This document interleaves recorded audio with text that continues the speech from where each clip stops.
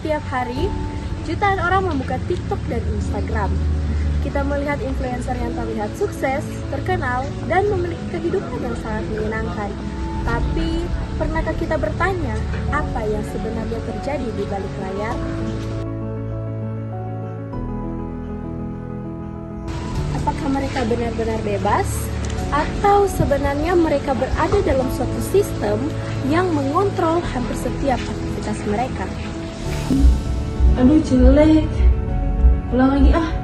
Kayaknya perlu di-retake deh ini.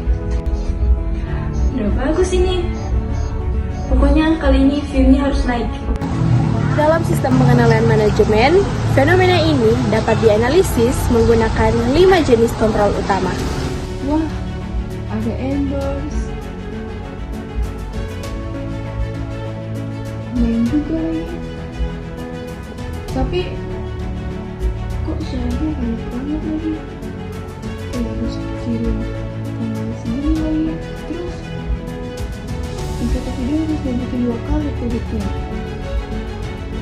Ini adalah rule-based control, di mana perilaku influencer dikendalikan melalui aturan yang dibuat oleh platform dan sponsor.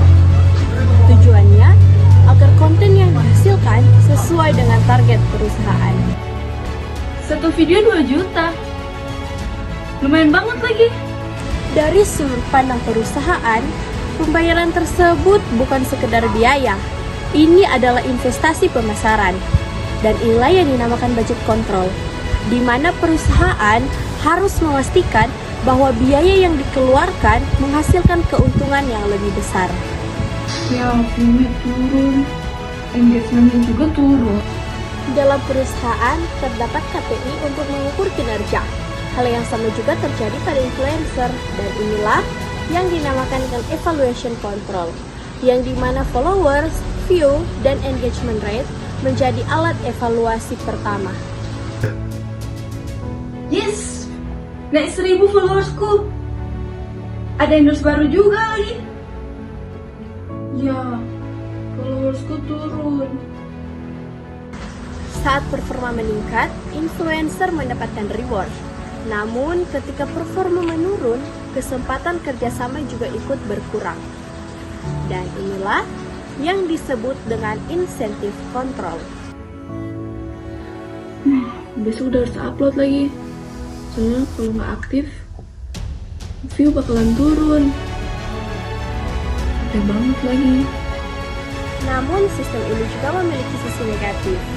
Ini yang dinamakan dengan ethical issue. Tekanan untuk harus aktif dapat menyebabkan burnout. Banyak influencer merasa harus selalu online, selalu mengikuti tren, dan selalu tampil sempurna. Pertanyaannya adalah, apakah sistem ini membantu manusia untuk berkembang, atau justru membuat manusia bergantung pada validasi digital? Karena nggak semua hal harus diukur dari view dan like-nya. Platform perlu lebih transparan mengenai algoritma. Dan kesehatan mental kreator juga harus diperhatikan. Tujuan sistem seharusnya bukan hanya meningkatkan performa, tetapi juga menjaga kesejahteraan dari para influencer. Dari analisis ini, kita dapat melihat bahwa influencer management system merupakan contoh nyata penerapan sistem pengendalian manajemen di era digital.